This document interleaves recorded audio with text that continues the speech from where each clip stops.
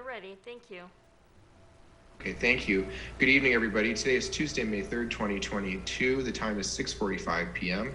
and I would like to call to order this special meeting of the Emeryville City Council. This meeting is being conducted pursuant to exemptions and exclusions from the Brown Act under Assembly Bill 361. The governor has declared a state of emergency in response to the COVID pandemic, and public agencies, including the city of Emeryville, during the declared state of emergency, are permitted to conduct their business via video and teleconference. The city of Emeryville makes findings every 30 days and has to consider whether or not the state of emergency is both still in existence and the needs for the health and safety of the public, our staff, and our council are best met by continuing to conduct these meetings via teleconference. The city will take those items up again as a later item on the agenda this evening, but tonight's meeting is being conducted that way. Members of the public who wish to attend this meeting virtually can find the link on the city agendas, and if they wish to raise their hand for comment during the meetings, they can use the Zoom raise hand feature. If they're joining us by phone, they can press *9, or they may submit a written comment in advance of tonight's meeting, going to the City Council agenda webpage on the city's website and clicking the link for Submit Online Speaker Card here. With that, I will begin by asking the clerk if she would please take the roll call. Councilmember Donahue? Here. Councilmember Martinez? Here. Councilmember Welsh? Here. Vice Mayor Medina? Here. Mayor Bowders? Here.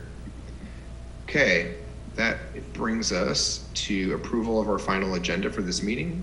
Is there a motion to approve this agenda? So I move approval. Second.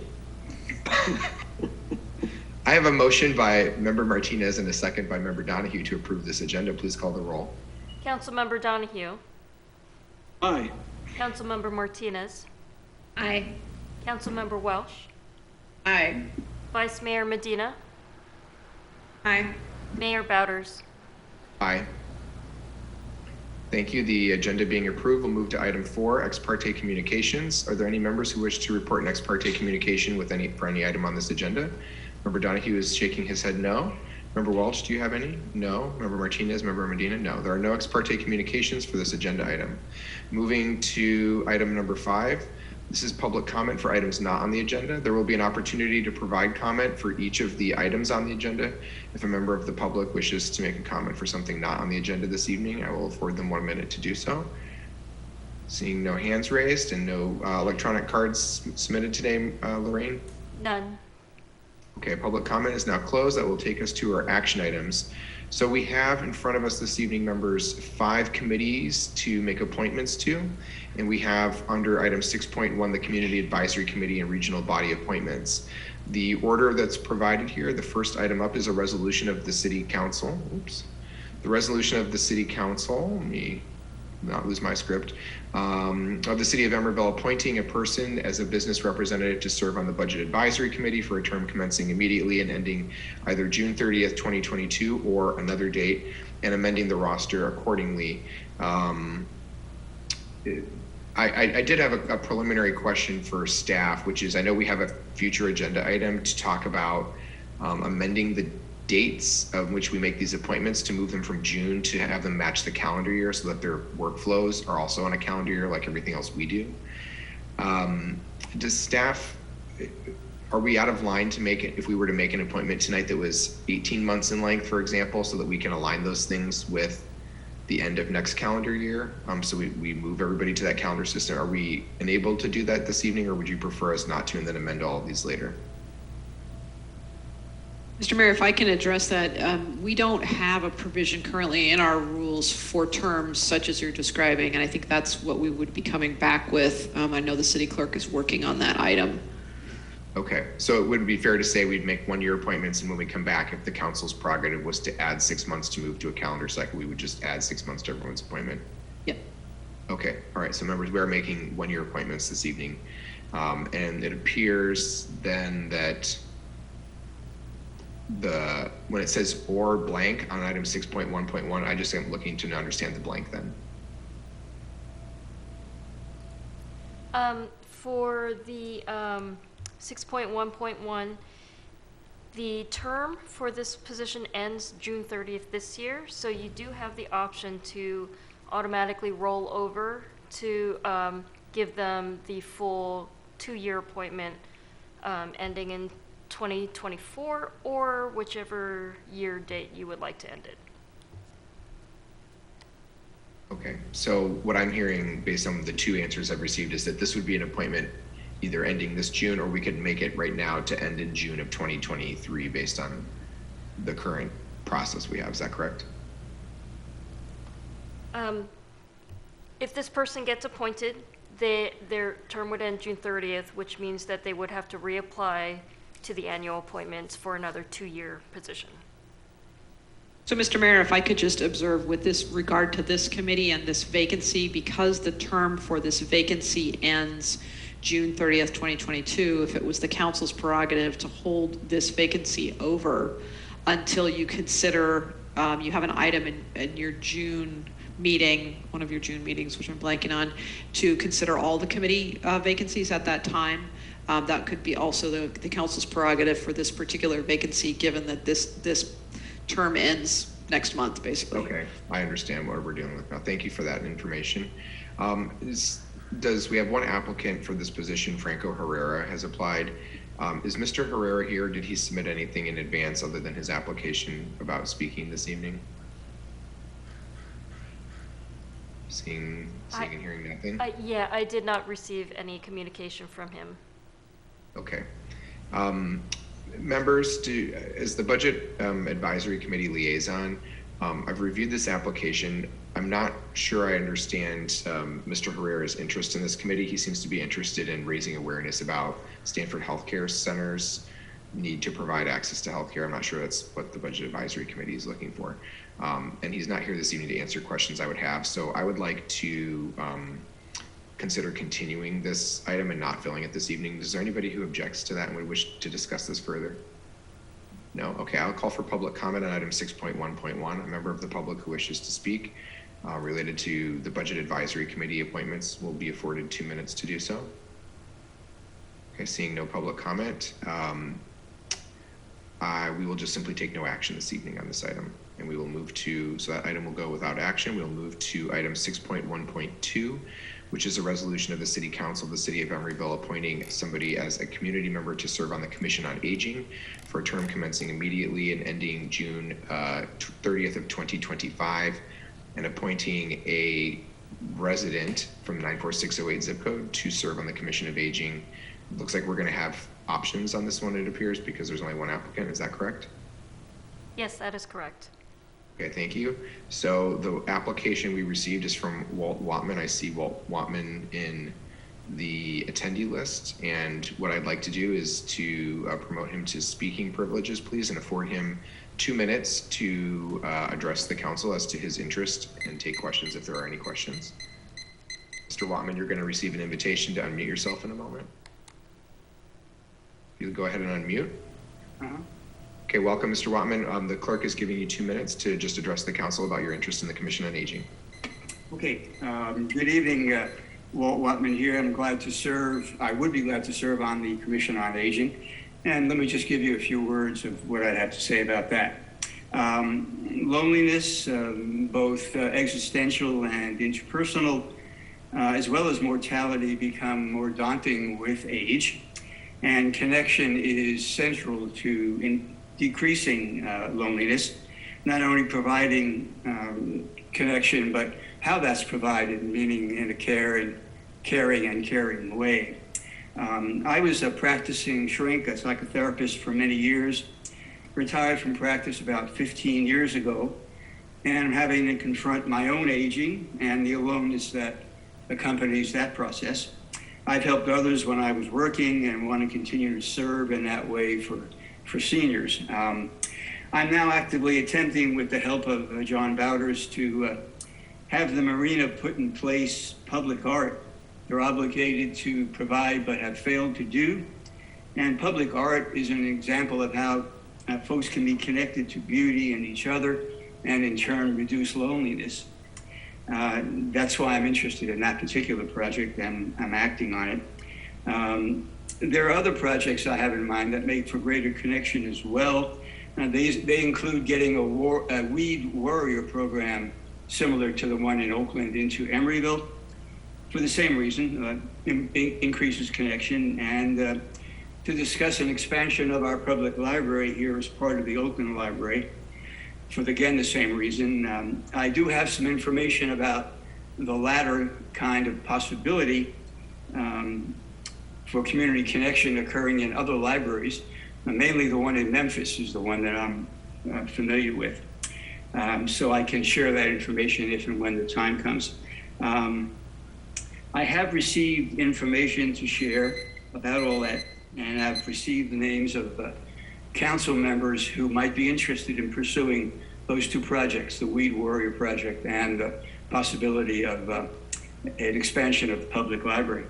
I'm fortunate to feel as alive as I do and in good health at 82, and connection and serving remain important to me and will continue to remain important to me. So with that, I'd welcome any questions or comments you guys might have. Thank you very much, Mr. Wattman. Do any members have questions for Mr. Wattman? Member Martinez. Thank you. Dr. Wattman, do you have any familiarity with the current work of the Commission on Aging or any of the items that they've undertaken? No, I don't. Okay. Do you have any familiarity with the concept of age-friendly communities, which is promoted by the World Health Organization and the AARP? I have familiarity with it only in the generic sense that it's a very good idea, but I don't know any specifics about their programs. Okay, and then my last question is, why do you wish to serve on the Commission on Aging? You've talked about some interesting programs, but I think your interests definitely could be distributed among multiple areas of work that the city and our commissions do. What is your interest specifically with the Commission on Aging? I thought I spoke directly to that. The interest was in decreasing loneliness and increasing connection for seniors. Thank you. Okay, any other members wish to ask Dr. Wattman questions? Okay, this is the time for public comment. Members of the public who wish to comment on the pending appointments to the Commission on Aging will be given 2 minutes to do so. Members can use the raise hand feature if they wish to comment on this. Okay, seeing no hands raised, comment is ended and we'll turn to discussion. Members, is there any discussion or a motion? I am happy to nominate Dr. Wattman to serve for the shorter term ending June 30th, 2023. We've had trouble recruiting folks to this commission, and I appreciate his application and willingness to serve. Okay, we have a motion to make the resident appointment. Okay, so the motion has been made by Member Martinez and seconded by Vice Mayor Medina to appoint Walt Wattman to the Commission on Aging for the resident of a 94608 zip code ending in the term of June 30th, 2023. Please call the roll. Councilmember Donahue? Aye. Councilmember Martinez? Aye. Councilmember Welsh? Aye. Vice Mayor Medina? Aye. Mayor Bowders? Aye, that's 5 ayes. Dr. Wattman, congratulations and welcome to the Commission on Aging. Member Martinez will be your council liaison to that committee, and that commission, I'm sure she will look forward to meeting you at the next meeting. Thank you very much for coming this evening. That will take us to item 6.1.3, which is a resolution of the City Council of the City of Emeryville, appointing up to 2 positions for residents to serve on the Emeryville Transportation Management Association for terms commencing May 1st, 2022 and ending April 30th, 2025. These are 3-year appointments. And amending the 2022 city roster of county, regional, and statewide board agents and body agencies accordingly. And we have 2 applications. They are familiar names, people who are currently in those 2 seats. They are Betsy Cooley and Bobby Lee. While I always I will invite them to speak unless members wish to tell me that they do not, for some reason, wish to hear these 2 applicants. Otherwise, let me do this. I'm going to invite both of you to speak, but you don't need to use your whole 2 minutes probably. So let's begin first and invite Betsy Cooley to speak, please, and recognize her for up to 2 minutes. Go ahead and unmute. Hi, I'm Betsy Cooley. I've been a resident of Emeryville for 35 years, and I've taken the Emory Ground since day one when it started in 1996, and I've been a lifelong supporter of public transit. And I did write out some stuff, and but it's just really I'm very, very familiar with the ETMA board. I've attended for almost all of the meetings. I might have missed one or two over the 6 years. And I have really enjoyed working with the board. It's a hardworking board. It's totally volunteer and unpaid. And most of the people on the board work full time, and they have busy, very active jobs, and they still take the time to attend the ETMA meetings, because I think it's just very important for us that this system work for the entire city. In addition to providing transportation to people who might not have cars or other means of getting here, it takes a huge number of cars off of the streets of Emeryville, and so I will not read my little speech. I would appreciate. I very much have enjoyed and appreciated the other board members also. I think they're really dedicated, and they bring a lot to the board. And Bobby has been really wonderful. He's currently chair, and I would encourage you to appoint him also. So do you have any questions? Thank you, Ms. Cooley. Does anyone have a question for Ms. Cooley?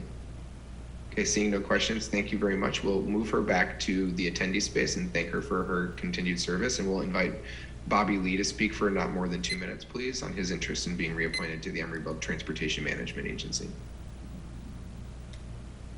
All right, can you hear me? We can. Welcome. All right, perfect. I also had a few things prepared, but I'll throw out them and I'll just say some remarks here. Thank you for your support of the ETMA. I'm currently chairing the ETMA, and the Emeryville Go-Round has been really a lifeline essential service, especially during this pandemic. And as we saw, although we also suffered from the ridership demand drop that every other agency saw during the pandemic, our team really pulled together. We rationalized service, provided protective equipment, really kept that, the drivers in particular really kept that service going day in and day out, because we know there are folks that don't have vehicles, that rely on that service. No matter how few riders they are, that's their only way to get around. And that really speaks to the importance of the Emeryville Go-Around for residents, for visitors, our essential workers that take the Emeryville Go-Around here. And as well as when other agencies are rationalizing their service, it's important that we provide that safety net, that provide that connection back into Emeryville. So, we've continued to manage this service in a fiscally conservative and prudent way. Myself and I'm sure I can speak for Betsy Cooley as well. We've represented the interest of our residential taxpayers and riders, and we'll continue to do that. And I will continue to do that for this coming term if we're reappointed, meeting those needs, the changing needs of our residents and visitors, looking for more mobility options for our riders as the city grows, and really representing our residential property owners' financial interests in this service. Thank you for your consideration, and thank you very much.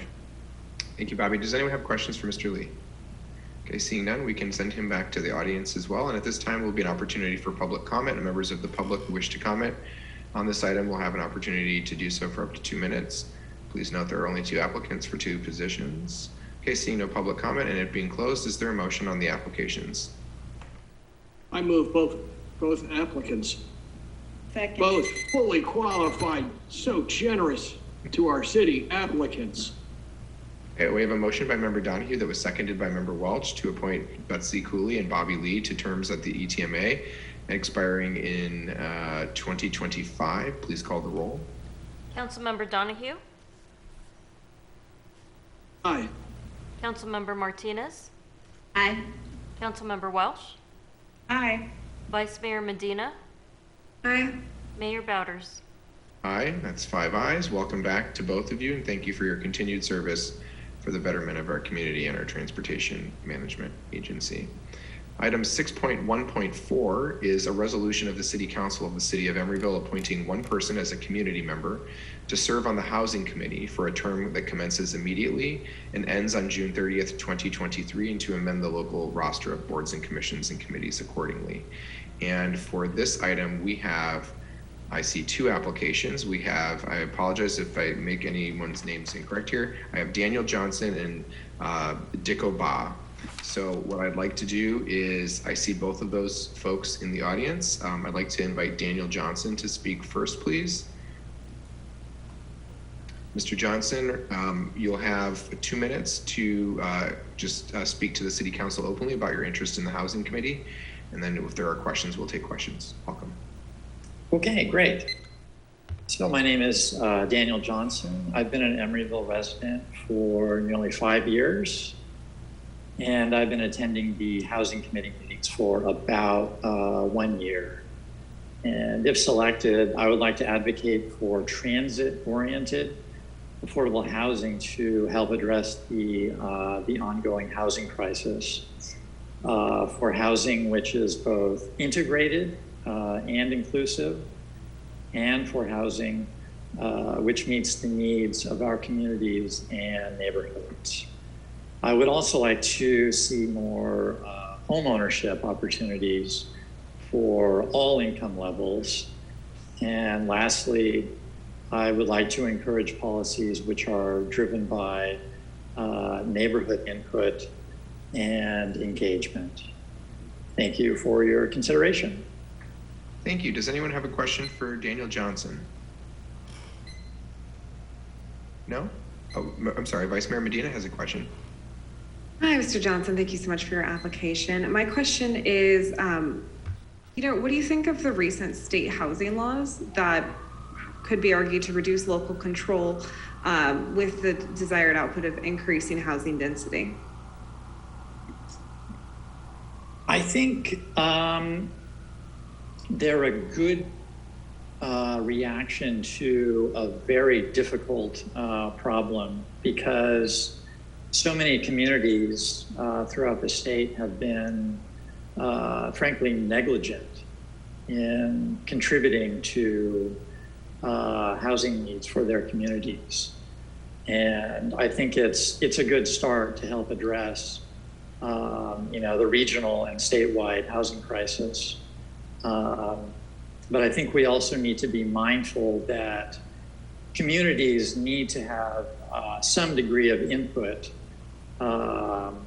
when housing projects are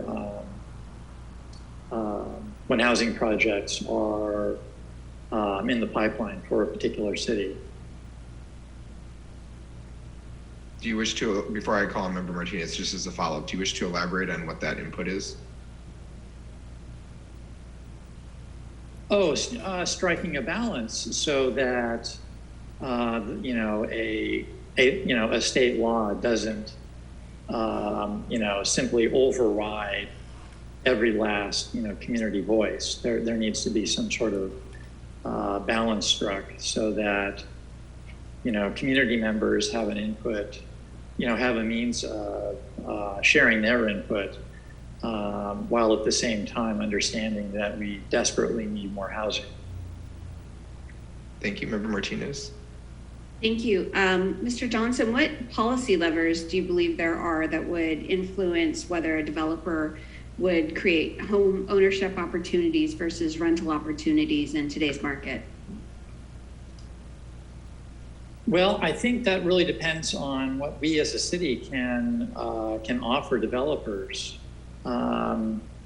It's a difficult question because there are so many factors that influence developers' decisions to put projects in the pipeline. And I think we could possibly use some of our Measure C funds to try to incorporate homeownership opportunities for all different income levels. That would be one avenue. And I think another avenue would be to encourage, if possible, the transition of rental units to condos or homes available for sale. Thank you. Other members with questions? Okay, seeing none, thank you, Mr. Johnson, for your responses. And we'll swap out Mr. Johnson at the panelist table and ask for Dicko Ba. And I apologize, is it Deco or Dicko? It's Deco. Hi, Deco. Thank you for being here. And go ahead, and if you'd like 2 minutes, you could speak to us about your interest in the Housing Committee. Thank you. Good evening. Thank you again for reviewing my application and for hearing me tonight. I moved to the US in 2019 for the Master of Real Estate Development at UC Berkeley. I was a real estate developer for 10 years prior to that. I now work for an affordable houser in the city of San Francisco, and I moved almost 2 years ago during the pandemic to Emeryville. I reached out to the Economic Development and the Housing Division team, and that's how I heard about the Housing Committee, and I got interested. I reached out to them to offer my services as a volunteer and just to help out to develop this city. Emeryville is seen as an example in my field for producing housing and for offering creative, mixed-use and mixed-income development. And that is why I'm really interested by offering my services, and that I'm really interested by offering my services. I would very much like to be an asset and be able to help as much as I can. So this is my little introduction, if you have any questions for me. Thank you, Deco. Is there anybody on the council who wishes to ask Deco any questions? Vice Mayor Medina. Thank you so much for your application. I'll ask the same question. What do you think of the recent state laws that mitigate local control to encourage the production of more housing in California? I think that the laws are made with the best intentions of helping out to create as much housing as possible. And I think the idea behind them, which is also like having more as of right development, like more clear guideline, I guess, is a good thing. That's a good thing. That allows more development and more housing. And like we all know that we're in a housing crisis, so we need to build faster and better as much as possible. But at the same time, I would like to see also the realities of the communities reflected in those developments. I'll follow up in this almost the same way. Can you explain a little further what you mean by the realities of the communities reflected in those developments? What does that mean to you? What I mean is that the local authorities, the local councils know better what's going on inside the community and what may be an issue transportation-wise, for example, and like how to address the parking situation, etc. That's what I mean by that. Okay. Others with questions? I have one other question. It says in your application that you're currently employed as the project manager for the John Stewart Company. So are you a property manager at a particular apartment complex? No, I'm not. I'm a real estate developer. So I'm a project manager in development, not in property management. Okay, and my projects are mainly in San Francisco, San Jose, and Sacramento. Okay, so my follow-up question is, what are your views on landlord-tenant rights and protections, just generally speaking? I'm currently a tenant, so I have both. I guess I have both hats. Even though I'm not a property manager at all, I'm a developer 100%. I think it's important to be protecting the tenants. When I say we, I talk about we as a society need to build more housing, but also preserve housing and help people stay in their homes as much as we can. I come from an African country. I don't know how to say that other way. Like I come from an African country, so it's very important for me that everybody be housed. I'm just curious, and I mean this in a totally affectionate way. Which country are you from? I'm from Senegal, West Africa. Okay. I was trying to pin your accent. I lived in East Africa for a while, and I could tell it was a West African accent, but I just couldn't figure out where. So I have no more questions for Deco. Does anyone else? No? Okay, we can remove her from the panel. Thank you for your willingness to apply this evening. Now is the time for public comment. Members of the public who wish to comment on the applications before the City Council for the Housing Committee appointment will be afforded 2 minutes to do so. Did we receive any written comments for this application? We did not. Okay, I see no hands raised. Public comment is now closed, and I'll turn to members for discussion. Does anyone would like to begin discussion or make a motion? Nobody knows what to do. I wanted to, Mr. Mayor, I wanted to just note, differences of opinion, I think, are essential to democracy, but I think it's interesting the pushback around the local input keeps coming up in the state conversation, the state law conversation, because the cities, the local municipalities have had their input, and the result was us being in an extreme housing deficit. So I just wanted to make that note that the cities have had an opportunity to have their input, and they've put in their input, and their input was to build almost next to no housing in some places. So I just wanted to remind our applicants of that. That's all. Thank you. Thank you, actually.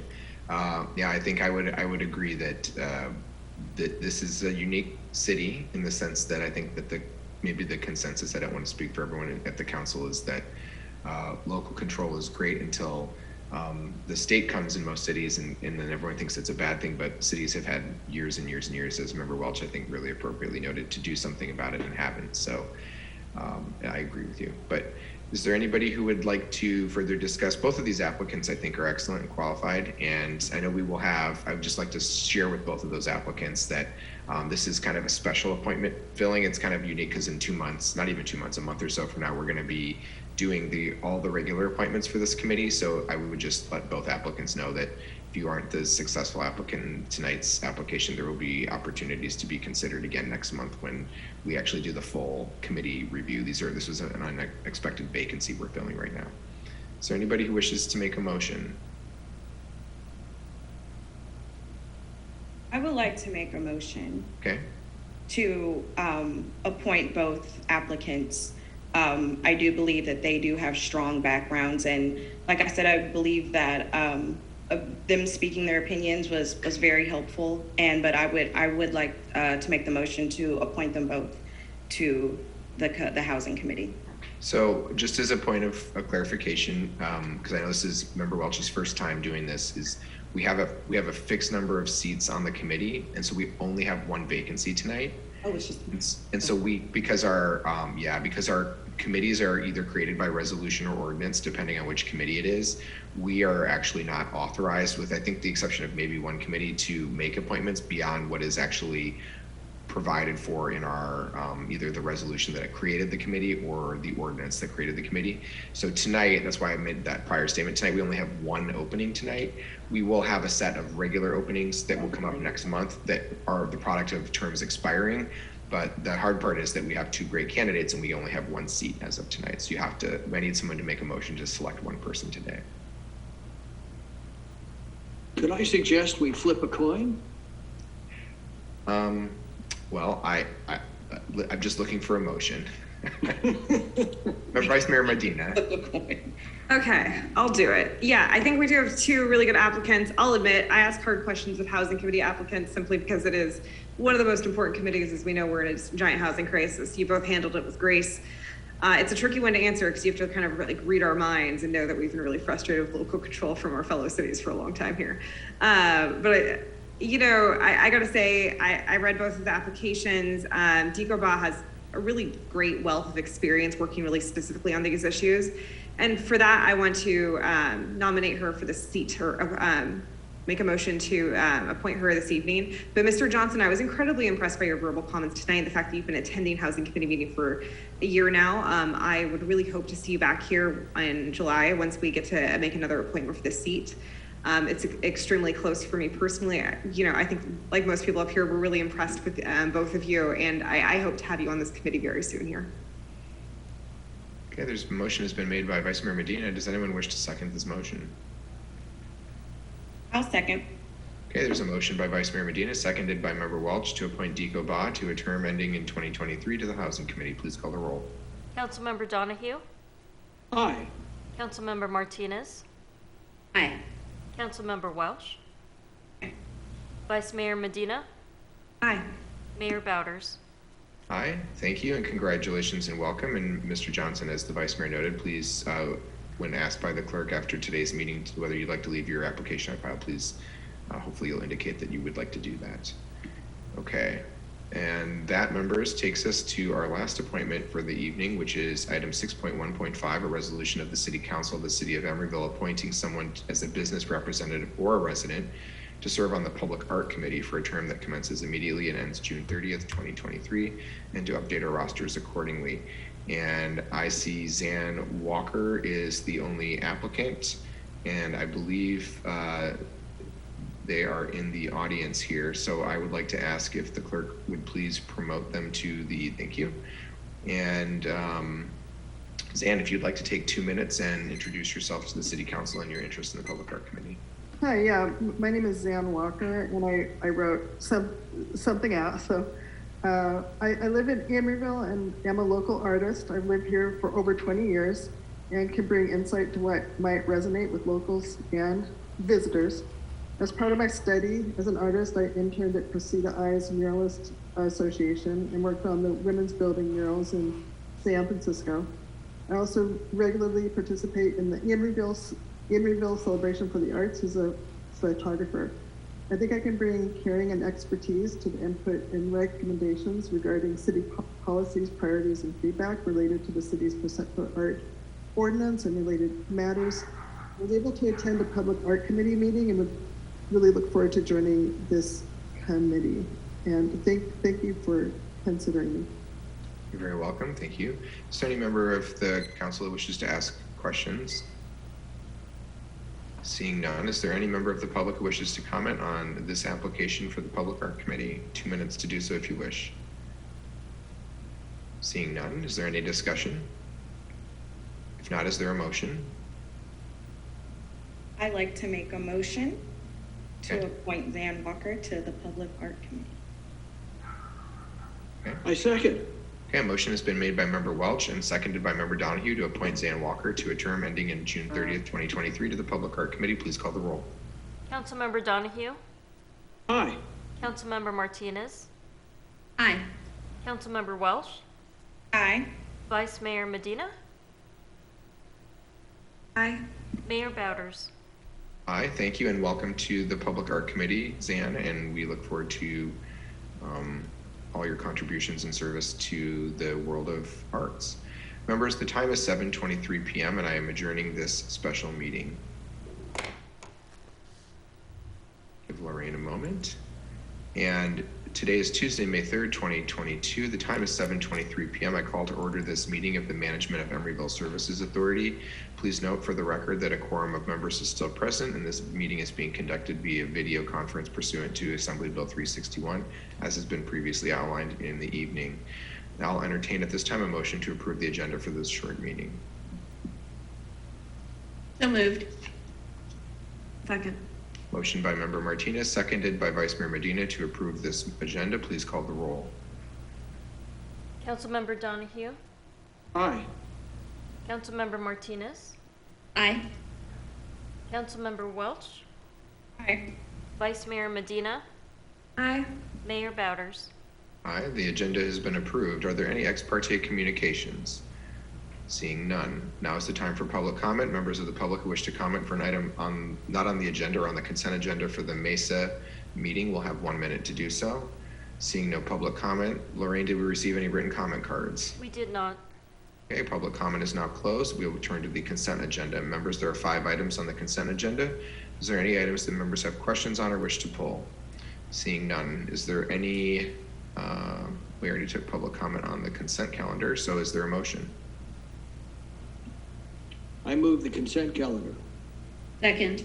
Okay, motion by Member Donahue, seconded by Member Martinez to approve the consent calendar's items. Please call the roll. Councilmember Donahue? Aye. Councilmember Martinez? Aye. Councilmember Welch? Aye. Vice Mayor Medina? Aye. Mayor Bowders. Aye. Okay, that takes us to item 7, which is our action item. 7.1 is labor memorandum of understanding extensions in conjunction with council items 12.6. There's 3 items here, 7.1.1, 7.1.2, and 7.1.3. And we are in a position to waive presentation on these items this evening. There is a staff report that contains them. Is there any objection from council members to waiving presentation? Seeing none, as a point of clarification to the city attorney's office, do you want separate motions on these items, or can we take them collectively? I think John Kennedy with the city attorney's office, I think it would be up to the city council's discretion whether to call all items together and have a motion to approve or to do them individually. I think that's within your purview to decide how you would like to proceed. Okay, my purview, although my members are going to not like me for this because it's not normally my style, is because they are separate resolutions and they pertain to separate different bargaining units. I think the record is best reflected by us taking action on each of those items individually, if that's okay with members. Okay, now is the time for public comment. Members of the public who wish to comment on item 7.1.1. Okay, seeing none. Item 7.1.1 is a resolution of the Board of Directors of MESA authorizing and approving a side letter with the Emeryville Association of Confidential, Administrative, Managerial, and Professional Employees Camp. Is there a motion to approve this resolution? So moved. Second. Okay, motion by member Martinez, seconded by member Donahue to approve the camp resolution and side letter. Please call the roll. Councilmember Donahue? Madam City Clerk, you're on mute. Apologies. Councilmember Donahue? Aye. Councilmember Martinez? Aye. Councilmember Welsh? Aye. Vice Mayor Medina? Aye. Mayor Bowders. Aye, that is approved. Item 7.1.2 is a resolution of the Board of Directors of the Management of Emeryville Services Authority approving a side letter of agreement between the MESA and the Service Employees International Union Local 10-1 regarding a memorandum of understanding extension. Presentation being waived. Is there any public comment? Seeing no public comment on this item, is there discussion? Seeing no discussion, is there a motion? So moved. Second. Okay, I recognize the motion by member Martinez, seconded by Vice Mayor Medina. Please call the roll. Councilmember Donahue? Aye. Councilmember Martinez? Aye. Councilmember Welsh? Aye. Vice Mayor Medina? Aye. Mayor Bowders. Aye, that motion and side letter are approved. Item 7.1.3 is a resolution of the Board of Directors of the Management of Emeryville Services Authority amending the pay and benefits plan for the unrepresented employees effective May 3rd, 2022. Are there any questions? Presentation has been waived. No questions. Is there any public comment on this item? Seeing no comment on this item, is there discussion? Seeing no discussion, is there a motion? I move approval. Second. Motion by member Donahue, seconded by member Welch. Please call the roll. Councilmember Donahue? Aye. Councilmember Martinez? Aye. Councilmember Welch? Aye. Vice Mayor Medina? Aye. Mayor Bowders. Aye. The resolution is approved. Item 7.2 is a resolution of the Board of Directors of the MESA making the findings required to allow for the continuation of a remotely held meeting pursuant to AB 361. This means that we make findings that comply with the state statute, that the state of emergency still exists, and that we feel it's in the health and safety interests of the public, our staff, and our members to continue remote meetings for the next 30 days. Is there any public comment on this resolution? Seeing none, is there any discussion? Seeing none, is there a motion? So moved. Second. Motion by member Welch, seconded by Vice Mayor Medina to approve this resolution. Please call the roll. Councilmember Donahue? Aye. Councilmember Martinez? Aye. Councilmember Welsh? Aye. Vice Mayor Medina? Aye. Mayor Bowders. Aye. The time is 7:29, Madam Clerk. This meeting is adjourned. Okay, we're getting closer to our main meeting. We have one more small meeting to go. The time is 7:30 p.m. and I call to order the City of Emeryville, a successor agency to the Emeryville Redevelopment Agency. Please note for the record, this meeting is being conducted pursuant to the provisions of Assembly Bill 361. Please further note for the record that all members are still present. I'll entertain a motion to approve the final agenda for this meeting. So moved. Second. Motion by Vice Mayor Medina, seconded by Member Martinez to approve this agenda. Please call the roll. Councilmember Donahue? Aye. Councilmember Martinez? Aye. Councilmember Welsh? Aye. Vice Mayor Medina? Aye. Mayor Bowders? Aye, the agenda has been approved. Members, are there any ex parte communications for this meeting? Seeing none, we'll move to agenda item number 5, which is public comment for the consent agenda or items not on this agenda. Members of the public who wish to comment for an item within the jurisdiction of the redevelopment agency will be afforded 2 minutes to do so. We see no hands raised. Do we receive any written comments for the redevelopment agency, Lorraine? We did not. Okay, public comment has ended. We'll move to the consent calendar. Any members wish to pull or question items that are on the consent calendar? Seeing none, I'll entertain a motion.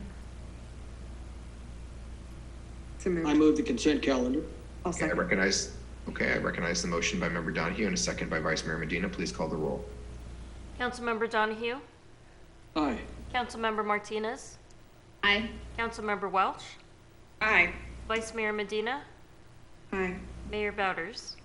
Aye, the consent calendar is approved. Item 7 is our resolution to continue remotely held meetings pursuant to AB 361.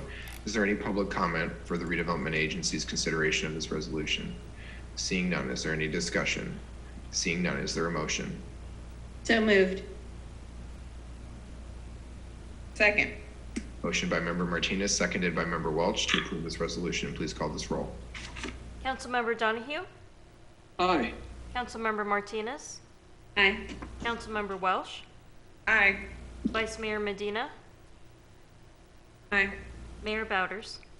Aye, that resolution is approved. The time is 7:32. Madam Clerk, I have adjourned this meeting.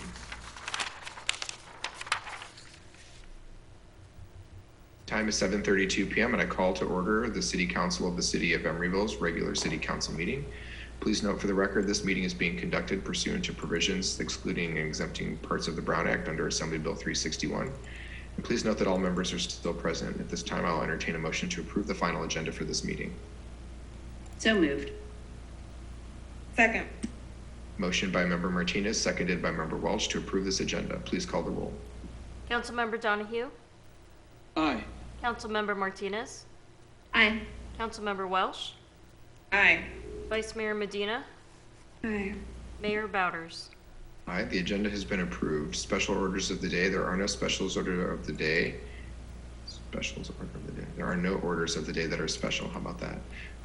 We'll move on to item 5, announcement of committee and commission vacancies. Is there any member who wishes to, does the clerk wish to announce any committee or commission vacancies?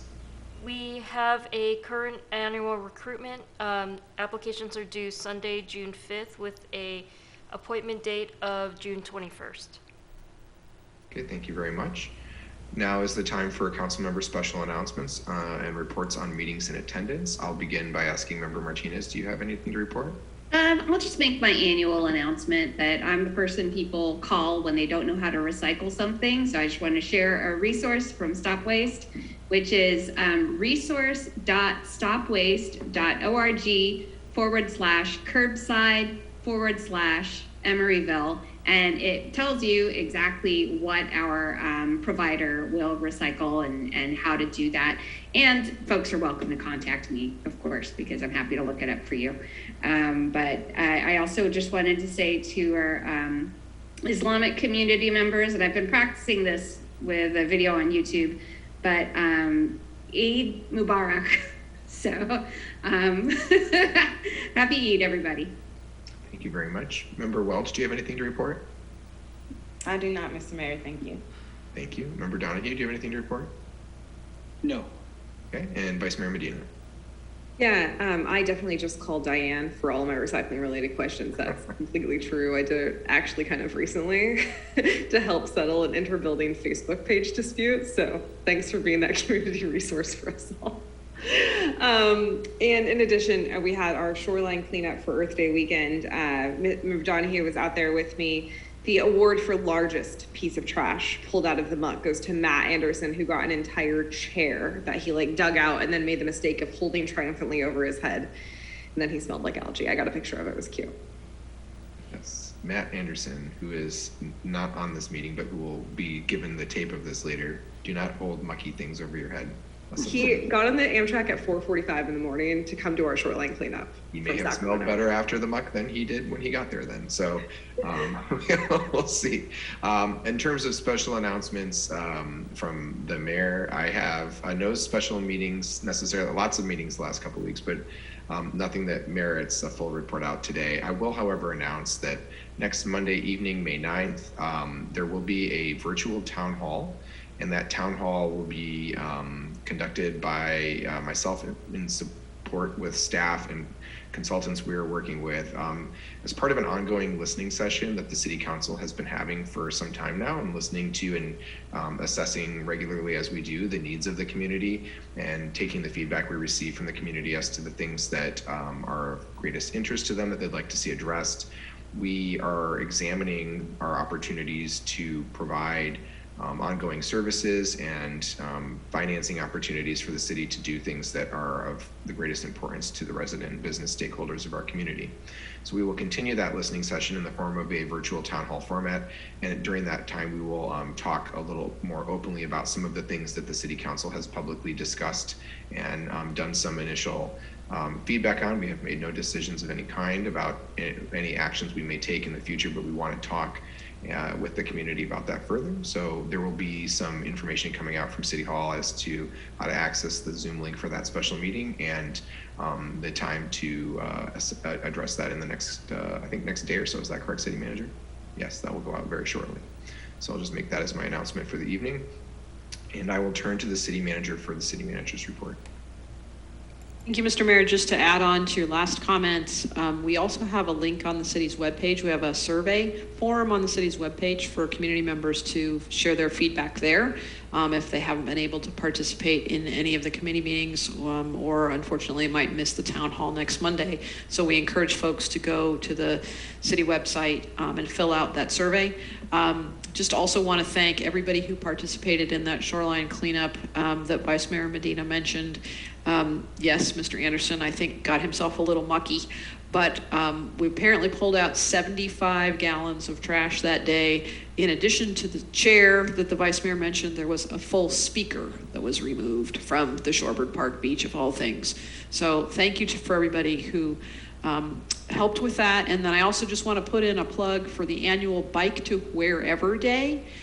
This year it is happening on Friday, May 20th. Emeryville will be celebrating the event by hosting 3 Energizer stations, 46th and Adeline, Horton and Stanford, and 40th and San Pablo, and those run from 7 a.m. to 9 a.m. Snacks, coffee, goodie bags. So Bike to Wherever Day, Friday, May 20th. That's all I've got tonight, Mr. Mayor. Thank you. Thank you. That reminds me, I will just say it's not a meeting attended, but I will be traveling this starting at the end of next week through the following week to Washington, D.C., leading a countywide lobbying visit to the Federal Department of Transportation and members of the transportation committees in Congress to have a discussion about infrastructure financing and project opportunities for funding in the East Bay. I'm also pleased to announce that the Alameda County Transportation Commission will introduce and vote this month on its first ever comprehensive countywide bike plan, which will include a bike corridor project. And as adopting a formal plan, it will make the county eligible for federal and state funding for active transportation projects, which will be one of the 5 goals I set for the commission this year as part of the retreat we had at the end of March. So I'm very excited to have that underway. Also, I will just flag that this evening prior to the council meeting, the president of AC Transit's board, who is our vice chair, Elsa Ortiz, and I did film a instructional video, both in English and Spanish, of how to actually load a bicycle onto a bus and how to use Clipper from your phone or wallet, so that we are going to share that with school districts across Alameda County and with other stakeholders and groups to help bridge the use gap between bikes and buses. So we will have some fun little informational videos to share in the near future. Okay, that takes us to ex parte communications. Members, I will ask each of you if you have anything on tonight's agenda that requires you to report an ex parte communication. I'll begin with the Vice Mayor this time. Vice Mayor Medina, do you have any items that you would report as an ex parte communication? No. Okay, next I'll ask if Member Martinez has anything to report. No. Member Welch? No. Member Donahue? Okay, I am looking at it and I have had on item 12.3, the COVID parklets item, I have met with representatives from the Honor Bar and Kitchen, Honor Cocktail Bar and Kitchen. I've also met with the Townhouse, and I have met with Doyle Street Cafes ownership about that item. And I believe that is it. Yes. Okay, so that takes care of ex parte communications, and that will move us to agenda item number 9, which is public comment for the consent agenda or items not on this agenda. Members of the public who wish to comment for an item on the consent agenda or not on tonight's agenda will have 2 minutes to do so. Did we receive any written comment cards, Lorraine? We did not. Okay, I see no hands raised in the audience, so public comment is now closed for the non-agenda and consent items, and that moves us to item 10, which is the consent agenda. Members, is there anybody who wishes to pull an item between 10.1 and 10.7 for further discussion? Seeing none, is there a motion on the consent calendar? So moved. Motion by Member Martinez, seconded by Vice Mayor Medina to approve the consent calendar. Please call the roll. Councilmember Donahue? Aye. Councilmember Martinez? Aye. Councilmember Welsh? Aye. Vice Mayor Medina? Aye. Mayor Bowders? Aye, the consent calendar has been approved. Item 11.1 is a resolution of the City Council of the City of Emeryville amending the City of Emeryville's master fee schedule for the fiscal year of 22-23. This is the second reading of the fee schedule, and so I believe we took this up last month. Is that correct, Madam City Manager? Mr. Mayor, this is actually a resolution, and this is the first time that you have seen this. This is the master fee schedule. I think you're recalling the impact fees. Oh, you're right. We did impact fees last time. I'm sorry about that. Okay, so this is the public hearing on the master fee schedule. Members, if there's no objection, I would like to waive presentation from staff on this item. Seeing no objection, okay. Members of the public, this is a public hearing to approve the annual fee schedule. The fee schedule is changed by a standard percentage annually. There's nothing that's being proposed to be changed from this that's normally there. I will open the public hearing at 7:42 p.m. Madam City Clerk, the public hearing is now open, and members of the public who wish to speak on this item will be afforded 2 minutes to do so. And I would like to first recognize Bobby Lee. For 2 minutes. Good evening. All right, hi, can you hear me? We can. All right, perfect. Hey, just a quick note here on page 11 with regards to business license processing. I know this is just a standard increase, but I would love for the council to consider, and also our economic development director, a carve out for micro entrepreneurs who have gross receipts under $10,000. There are a number of folks who are just trying to start their business around this region, and I think waiving out a new business license processing fee or an annual business license renewal fee could go a long way in encouraging entrepreneurship and economic growth in that regard in our city. And it would be something I would love for this council and our economic development folks to consider in the future. Thank you. Thank you. Any other members of the public who wish to comment on this item? Okay, seeing none. Madam Clerk, the time is 7:43. Public hearing has now been closed. Members, is there any discussion? If not, is there a motion? I'll make the motion as we have seen this before in committee. So I will move the master fee schedule. Yeah, I'll second the motion to approve the master fee schedule. Please call the roll. Councilmember Donahue? Aye. Councilmember Martinez? Aye. Councilmember Welsh? Aye. Vice Mayor Medina? Aye. Mayor Bowders? Aye, and I appreciate the public input on opportunities to make future changes to the fee schedule. We will need to do some economic analysis on that before we would make such a change at this late in the stage. So thank you for that feedback, and we can review that at the Budget and Governance Committee at some future time. Okay, item 12.1 is a resolution of the City Council of the City of Emeryville amending the budget for the fiscal year ending in 21-22. And who would be presenting this change this evening? Is it Mr. Farmer? Mr. Farmer. Okay. You could promote him. Here we go. Good evening, Brad. Good evening. I do want to pull up the two charts that were in the staff report, if you could, Lorraine.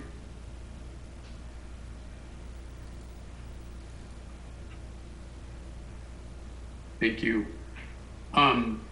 So overall, I'm going to give a very high profile of what's going on for the current year. So the good part is that we, through our amended budget, we had proposed in revenue that we would be at 41.2 million, almost 41.3 million. As it appears, if you could scroll down just a little bit, Lorraine. Right there, perfect. The revenue is actually coming in quite a bit higher for the current fiscal year, where we're going to actually end up at around 49.3 million. And that's an $8 million difference. And throughout the line items that you can see there are multiple items that are increasing. There's a couple of decreases in there. For instance, like the grants and subsidies, that's a timing issue. The other ones are relatively minor on the decreases. I just want to talk about a couple of things here. The card room, for instance, which is a little bit up, Lorraine, please. Up, not down. Thank you. So we had originally gone in with a very conservative $500,000 estimate on revenues because we didn't know what was going to happen there. And it looks like it's going to be at about $2.4 million for the end of this year. So just kind of in some context, while that is a big increase, I just want to kind of remind everybody that if we went back to the pre-COVID times, that's still more than $500,000 short of where it would have been in 18-19, not counting any kind of inflation that continually happens with our costs to run the city. Moving down a little bit, if you could, there you go, perfect. So there's a couple ones here I also wanted to point out. So sales tax, we came in $800,000 higher. And so that is a good thing also, but I also once again want to remind everybody that's still 1.2 million short of where we were back in 18-19. And the TOT, we're starting to see the hotels become fuller, but once again in 18-19 that was 8.6, or that's a $4.6 million variance from just a few years ago. And so even though we have the $8 million in increased, I also want to point out that if you look at the very top line there, it's called Departmental Revenue, that there is 2.3 of that number right there is community development, which all has to do with development, and is restricted funds that need to be spent on community development. So when you're taking a look at this, it's really a good picture, but there are some restrictions on it. If we could slide down just a little bit to the expenses. Lorraine, thank you. With that $8 million, there were some additional savings, and overall, what we did is we had some savings in salaries and some operating costs there, which are minor in comparisons to the total, but the transfers out actually increased. And one of the things that we are asking for in this revised budget is we increased $1 million in transfers out to pre-fund the IT capital that has taken a hit in the last few years as we've gone through some of the COVID issues in the last 2 years. The deferral of capital expenses in IT has gone down, and that accounts for $1 million of that increase that you see in going from 2.5 to 3.6. The other part of the increase, and this is more a function of how it works, Measure F was over allocated last year to ECDC. So there's an additional $233,000 that is being returned back to the Measure F fund. And then in the current year, the ECDC did not need 135, which reduces the 233 for a net of 97. So the net of 97 is the difference in the ECDC funding that was passed through the general fund for Measure F. And then $1 million is to pre-fund some future IT infrastructure or capital. Overall, it's an increase of almost $5 million to then that bottom line, which is really good, like I said, because we were going into it before the mid-year at potentially using up to $5.5 million of general fund balance, and we're actually going to be adding back 1.8. Well, once again, I want to remind you that 1.8, 1.4 of that is actually restricted. And then we also had one-time transfers coming in to provide the revenue of $2.5 million. And that was 1.5 of the Measure F funding that was funneled through to ECDC. And then $1 million that is funding the, came from funding the pension to cover our gap. That is the general fund. If we could move to the next one, please. So the other funds are pretty close to being right on target for the year. We do have a few here. We have special revenue funds that we have some increased in the Cal Home loans. We had loans paid off. The child care program, as I mentioned, would be using less of the 1.5. So the revenues are actually going down and the expenses are also going down. That's what I just discussed. Supplemental law enforcement is a federal grant that requires matching funds. So we're utilizing or requesting to utilize $55,000 there to be able to get the full match on that. Measure F is actually coming in a lot better than we thought it would be, about $500,000. And that 233 that I mentioned earlier is the difference between that $500,000 and the 733. And that's a return of last year's funding that was not spent for the program. And then we were not sure what the county was going to charge us initially, and we finally got those bills. So it's about $7,500 for the collection of those. And then on the community technology, we're expecting a little bit more, 118, almost 119,000, sorry, in funds, and that's because of the permit increases that we've seen. And then finally, in the sewer operating fund, we actually had an Excel budgeting linking error when we initially did our budget. And so this is just a correction of the expenses. We're actually reducing those expenses. In the Housing Successor Agency or Successor Fund, we have some payoffs of some loans there that are in there. And then the $748,000 is actually the second part of an approved purchasing that happened in 2021 that happened later in the year and actually got missed on the budget, but that was previously approved. So we're making sure that we allocate that. And then finally, the 670 is the $1 million that I talked about increasing the revenue, and that was from the general fund. And that should be able to provide about 4 years of capital based upon what's currently in the system.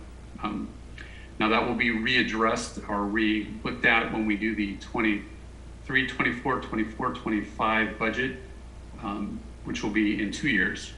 And that is the general overview of the mid-year budgets. And then there were attached but not included here for this presentation, all of the details of those specific ones in the staff report. I'm happy to answer any questions. Thank you. Do members have questions about the mid-cycle budget review? Seeing none, now is the time for public comment. Members of the public who wish to comment on this item will have an opportunity to do so for 2 minutes. Does any member wish to speak? Seeing none, public comment is now closed and we'll come back for discussion. This is a mid-cycle budget review with some updates and adjustments.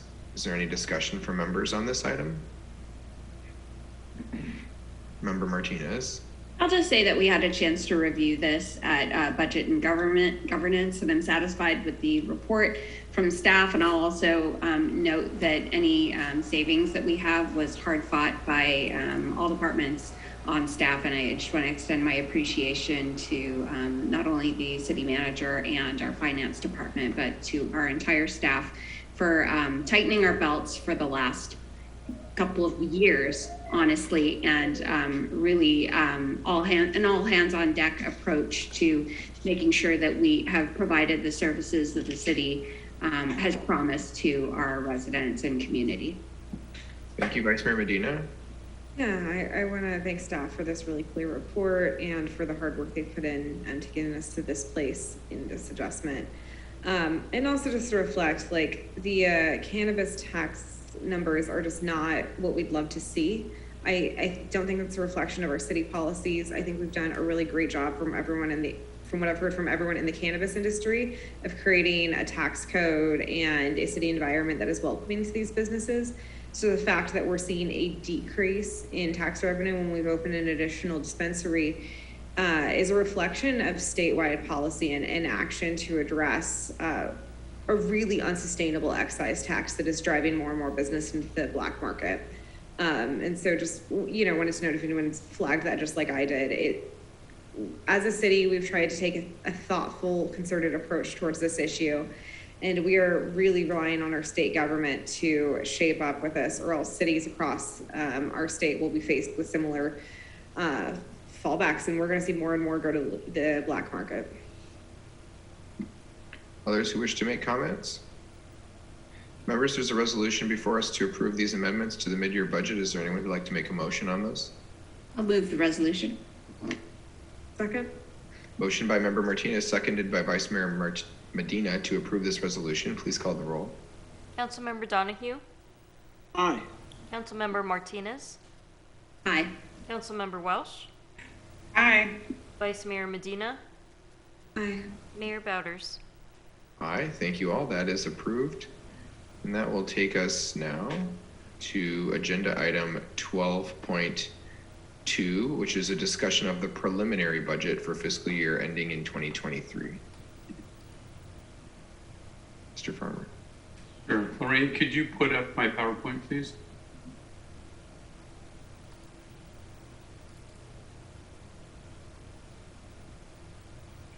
Thank you and welcome. So this is the first presentation to council on the proposed budget for fiscal 22-23. Can we go to the next page, please? Thank you. So I just want to remind everybody that we typically have done a 2-year budget cycle here. Last year, going into COVID, we decided to do 2 single years so that we were able to better make adjustments throughout the years. As we just did with the mid-year, you can see where that came in a little bit better, actually quite a bit better this year than we anticipated. This was the second of the 2 years. And as I mentioned earlier, the indications or the plans, unless things fall completely apart globally, is to move back to a 2-year budget starting in 23, 24, 24, 25. And then we are continuing to utilize some single funding sources. And we're also continuing to focus on the existing capital improvement programs that were approved back from 2019. Next, please. And so I just wanted to go over the use of the single one-time funds. So as you're probably aware, the federal government came out and provided cities with stimulus funds. We received $1.4 million in the current fiscal year of the $2.8 million that we were allocated. So we'll be utilizing that $1.4 million next year. We deferred in last year, and again, we are requesting to defer funds into the litigation fund. There is ample reserves there based upon past couple of years, and I don't think there's anything really necessary there. We are actually going to ask to utilize 2.3 million of the unallocated general fund balance, and that's how we started last year at 6 million, went down to 5.8, and now we're showing the positive. We're hoping that that trend is going to continue into next year, but at this point, that's going to be the general fund ask. And then what we're also asking to do is maintain the current allocation of the residual property tax consistent with the 21-22. And all of these actually total $5.45 million, or 11% of the general fund. If we can go to the next page, please. And as I mentioned before, we're going to continue to focus on the CIP projects that have already been funded, appropriate for fiscal year 22-23, any new CIPs that were in the current year budget, or there's a couple of small ones that are in the details that you'll get when you get your main budget books in a couple of weeks after we get some direction here.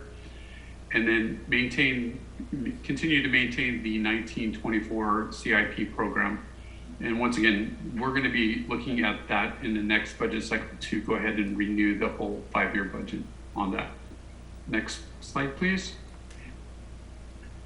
So this is kind of a overall look at the current year, which we just went over, where the net is adding actually $1.8 million back into the fund balance.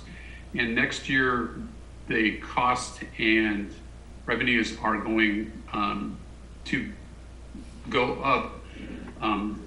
The revenues actually go down because we're not utilizing one-time funds to the same extent that we did the current year, even though we are still using the 1.4 that I mentioned. Because in this scenario, we stopped. We did not have the $1 million pension request that we did last year, and we did not have the $1.5 million Measure F funds flowing through the general fund. Our auditors told us that that was an inappropriate way to handle it, so we have restructured that. So if there was funding going that way, it would happen directly versus flowing through the general fund and inflating the numbers. Ultimately, this brings us down to about a $2.3 million use of fund balance next year. That does include the labor negotiations that were previously approved at the Mesa meeting and still to be reviewed at the council meeting. But we're once again, as I mentioned before, we utilized or asked for a lot bigger use last year, and we came in at a positive number. I'm hoping these are going to come in positive, but right now this is our best estimate for next year. Next page, please. And so when we talk about the Department of Revenues, I just want to go into a little bit more. We basically think that the business license is going to go up about 1%. We're trying to be very conservative there. Could you go back one, please? Thanks.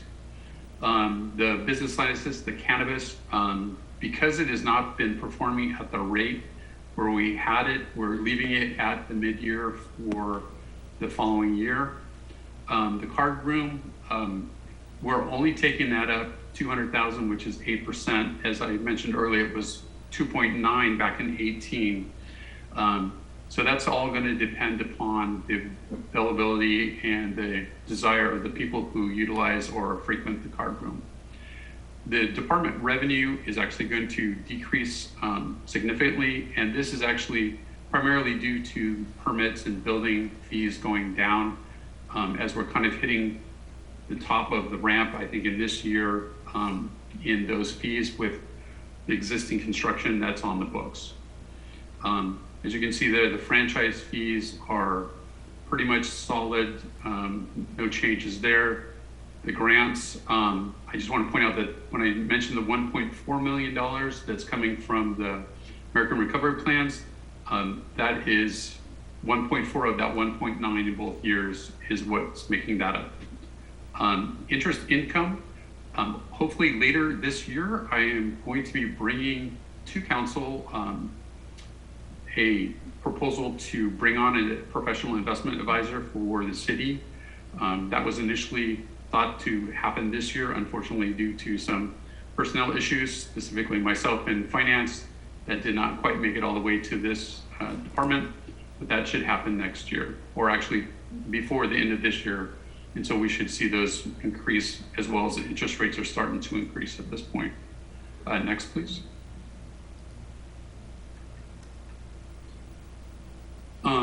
So motor vehicle in lieu is in effect kind of a property tax situation there.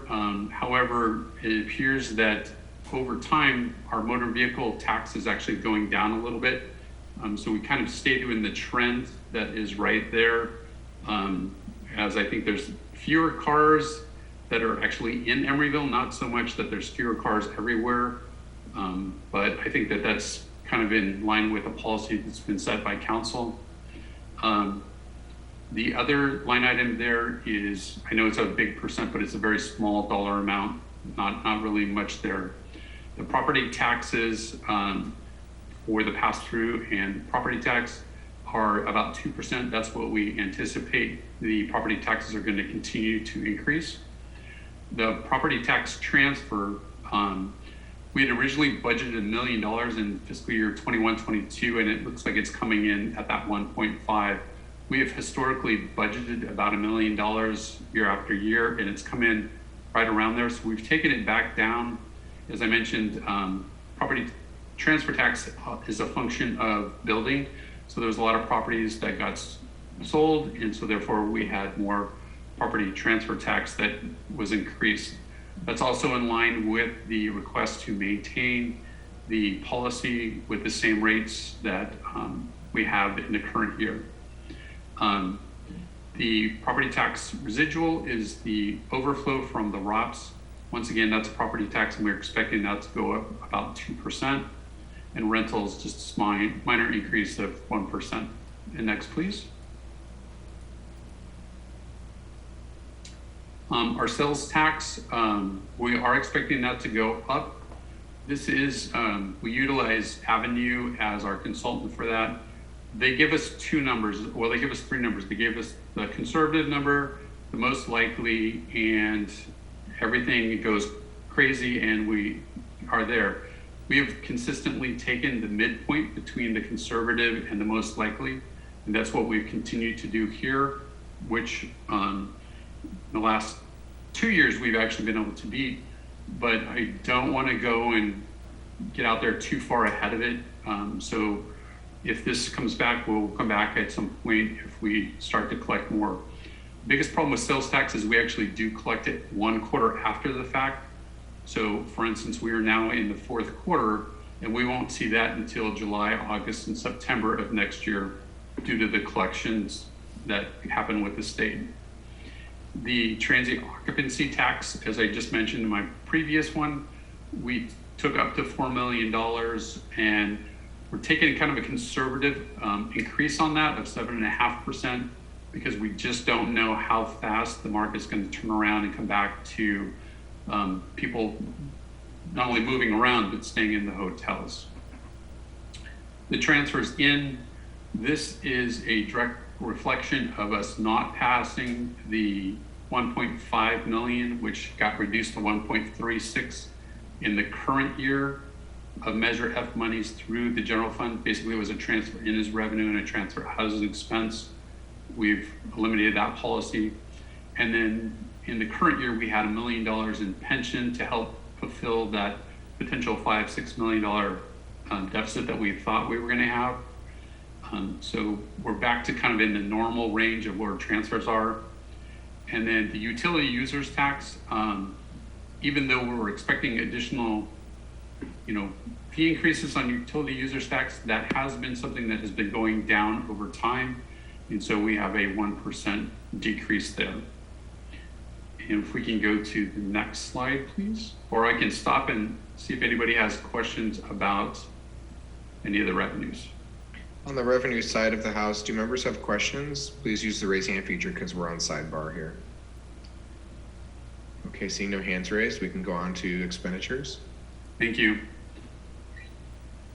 So in the salaries and benefits line is where we have we included for the coming fiscal year the proposal that is before you tonight and was before Mesa earlier for the labor increases for 1 single year. But I still wanted to point out one of the things that still is an issue is the Calpers cost. In the current year, it is $1.5 million. And then next year, it goes up to the 5.7. That's made up of two things, made up of normal regular cost as well as the unfunded actuarial liability. And on that unfunded actuarial liability, it actually goes up $442,000, almost $443,000 between the two fiscal years. It's a 13% increase. And that's something that's going to continue to happen as the state and the Calpers board continues to draft back on their expected earnings. They have not come back and said we're expecting earnings to be above the 7.5%. and they continue to draft them backwards, saying the threat out there is 6.5% where they really want to get, or maybe even 5.5%. If that continues to happen, the UAL will continue to go up and will continue to be a huge issue down the road, because that's going to take away from other abilities to fund operations. The operating costs have gone down a small bit over the 2 years, and then transfers have gone down 1.5 million, and that is basically the measure F that we talked about. So it's just a minor increase overall for the net between the 2 years, and I think that that's relatively a pretty decent increase over the 2 years. If we go to the next one, please. Before we move on, may I just stop to clarify something? Yes. On the revenue side, you also mentioned this with Measure F. So when I heard you speaking on the revenue side, you said that the city eliminated the policy around Measure F. I think what you meant to say, and just want to confirm, that the prior action in the prior budget year that the city took to dedicate Measure F to the Child Development Center and have the money pass through for that purpose, we just simply did not make that same policy decision in the current budget that's proposed. That's correct. And let me just really clarify about what we have done is on an accounting side, we took the revenues and pushed the revenues from the Measure F fund through the general fund, then to the ECDC fund. And in the current year, we are not doing that. Right. And in fact, you're correct. In the current year, we're not proposing to utilize the Measure F funds to do that in the current year. That's still a decision that council gets to make as we go through this. Okay, so I just wanted to just catch in the record that I think the statement was made that we hadn't eliminated the policy, but I think we're just saying we made a different investment choice in the coming budget from what we made in this current budget. It's not that there was a policy change as to expenditures on Measure F. I just want to have the record clear on that. Yes, that's correct. Okay. Sorry for my. That's okay. I just know someone will catch and ask about it later, so I want to make sure that we're clear about what we're doing with that. Thank you. Go ahead. So that was the overall general fund. Sorry, if we could just go back one, please. And that is the expenditure side of the general fund, and I'm happy to answer any questions that we might have here. Okay, raise your hand using the raise hand feature if you have a question for staff on the expenditure side of the general fund. Seeing none, go ahead. Thank you. We can go to the next one, please.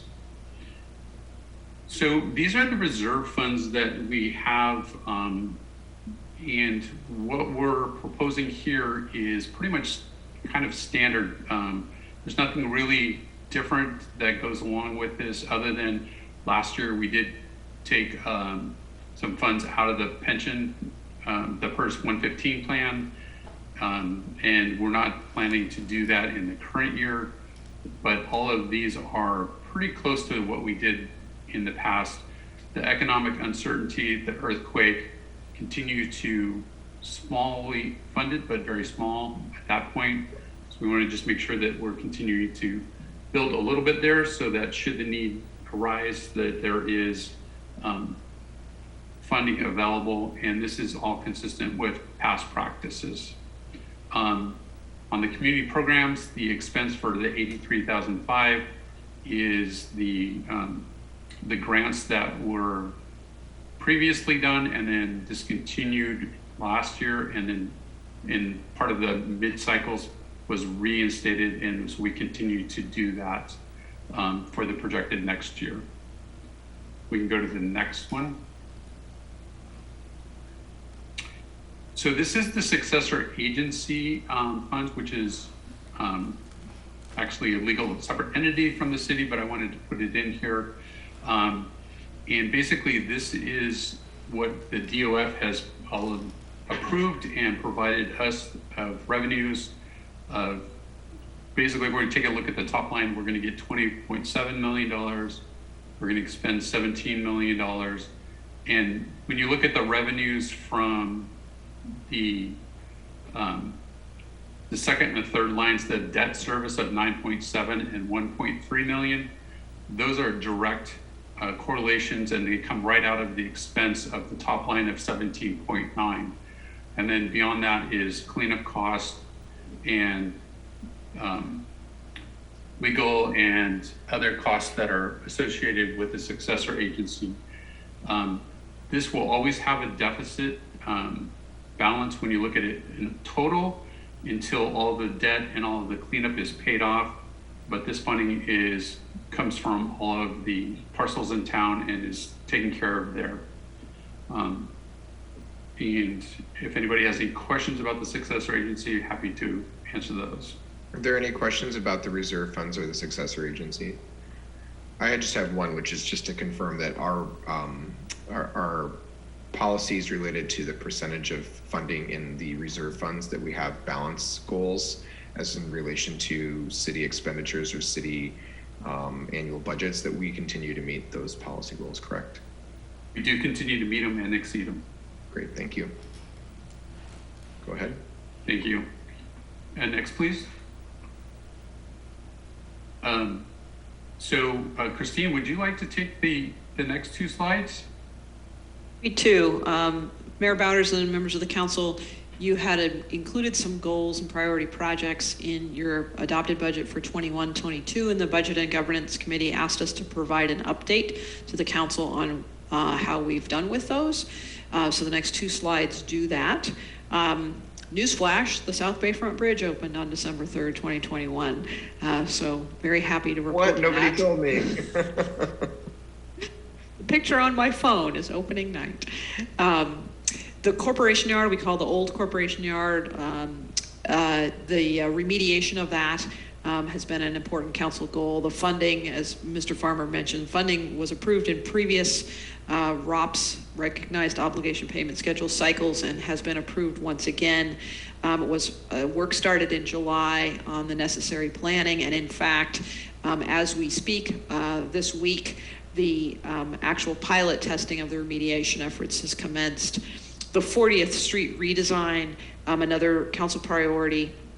We received an ASIC grant as part of the 3600 San Pablo project for construction of a portion of the project from IKEA to Horton, and we're in the process of looking into retaining a design consultant for planning out the remainder of the project. Next slide, please. The Art Center, as you know, the Art Center went through a proposed redesign, which was rejected by the Planning Commission, and so staff is working with the developer to pursue the original design. The Rail Safety Quiet Zones contract awarded this spring.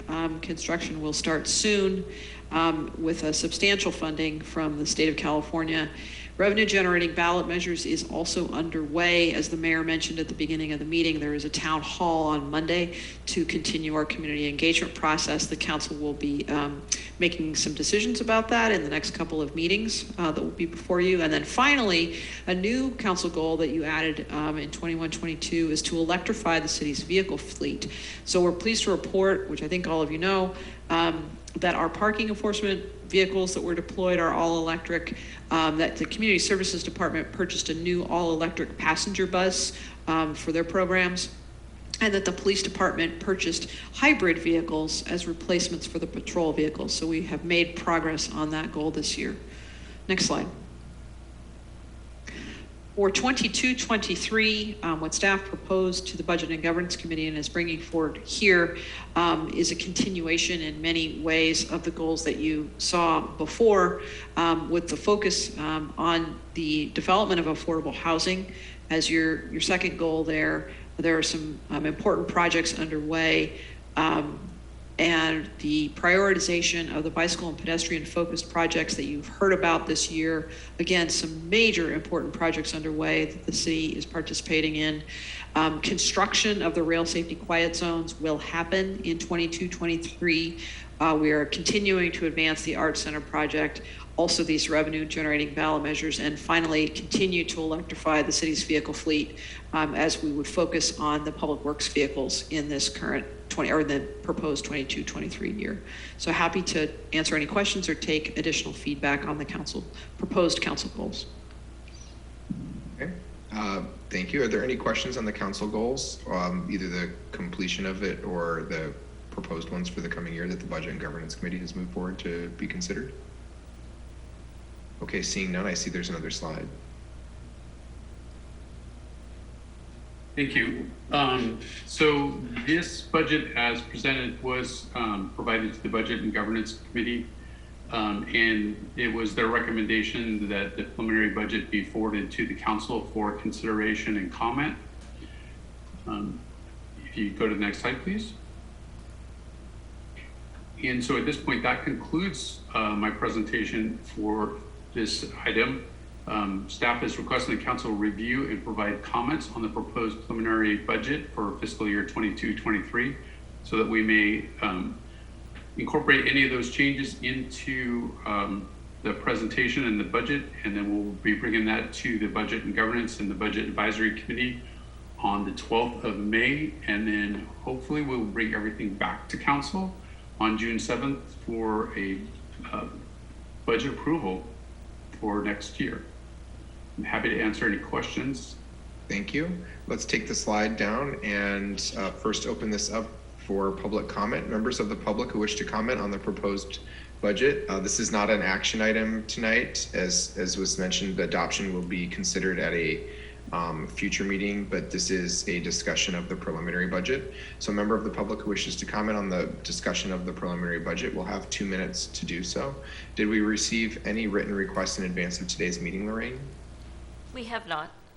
Okay, are there any hands? I see no hands. So public comment is now closed for this item, and we'll turn to council member discussion. Is there anyone who wishes to say anything? I have a couple of small items. Member Donahue? Well, just in general, our national scene and the entire world is looking like it's going to be economically challenging going forward. And I think it has really been prudent that we have kept up our contingency funds given the uncertainty. So I feel good about doing that, and I think we're being prudent given the state of the world. Thank you. Any other members wish to comment on the proposed budget? Member Martinez. We've had a chance to review this, Mr. Mayor, at Budget and Governance Committee, but I just want to appreciate staff for making the additions of the 2 additional staff members, which I want to register my support for, and the quick turnaround and incorporating the our labor negotiations numbers into this budget so we can have some transparency for the public. Yeah, one of my 2 comments was just covered by Member Martinez in relation to adding staff members that will help actually provide the staff at our city with additional support that they need to perform the high level of work that we ask of them and accomplish the things that are on the goal list for this year. So I appreciate that being incorporated into the budget and likewise support it. The only other addition I would make is that we're not making any recommendations in this budget to put additional funding or make changes to the capital improvement plan. That is set to be discussed probably early next year. So we didn't take that up this year. That's on a 2-year cycle for us. And we're out of our normal budget process. We usually do CIP and off year from a budget, but we're in a 1-year budget cycle. So there's 2 special like bond districts that were created. I think that's maybe the best way of saying it, that were created back when the shopping center, the East Bay Bridge, and the Shell Mound district where the IKEA is, that they were created. There's about $900,000 of unencumbered revenue tied to the Shell Mound district, which is a large piece of the city actually that the city has the ability to do some programming on, which I would like to just leave untouched right now and have that be part of our CIP discussion next year. However, there is a smaller number, about $76,000 of money that's tied up and left over from the old East Bay Bridge financing district, and I would like to actually ask that we give staff direction in this budget to program that money for the 40th Street redesign. As was mentioned, the 40th Street project received about $4 to $5 million, I believe. Maybe it's a little more than I think it was, but I think it's $4 to $5 million from the ASIC grant to begin construction. We are getting a design consultant in place, and I know Townsend Public Affairs has been assisting myself and the city manager, and I have, as of recently as Friday, had conversations with both Senator Skinner and Assemblymember Wick's offices, and have been pursuing them to get us a direct allocation in the state budget for the balance of just over $11 million to do this project, so that this city project would be funded by the state and state grants. It would be great to have that project largely paid for by non-Emeryville residents, as is my preference always. That being said, we have $76,000 that isn't really fungible to anything else, and I would really love for us to just be able to say we have put some money in this project to attract support for it if necessary, and I think that $76,000 would just be the right fit. Is there anybody who's opposed or would lend support to that proposal to just include that in the budget? I see at least three other hands up. So that's, I'm sure Allie actually agrees with me too. There you go. So there's direction to do that. Does anyone else have feedback on the budget? No. Madam City Manager and Mr. Farmer, are there other items that you'd like us to discuss that we haven't discussed? It seems like there's general consensus that the budget is ready for adoption with that addition. I don't think we have any further questions, Mr. Farmer. Yeah, I just want to let everybody know that we're still doing some minor fine tuning on the budget. So there will be some minor adjustments that come through, but there's nothing that's major that I'm expecting of any noteworthy items at this point.